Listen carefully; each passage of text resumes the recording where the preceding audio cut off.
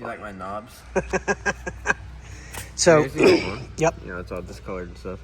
So we're trying to get new ones on there so that they'll stop damaging the body. Actually, you can't really see it, but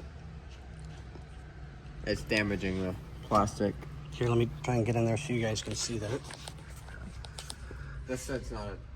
Wait. Yeah, there we go. Yeah, that side's way worse. Yeah. So, we ordered new handles from, I think, a different company. I don't remember. I know Alan helped us with it. Yeah. So... And these were supposed... This is a new one, as yeah, you can tell. and it's supposed to be A little smaller. shorter, but they're the exact same. Yeah. And all the other... There's 4 of these, and they're all the same. Yeah. They'd be fine up here. Yeah. But not back there. So, time to order new knobs. All right, guys, this one's going to be a short one because we're doing cleaning and weather stripping on the doors. So we finally got the other piece off. And you can tell that they just kind of painted the car.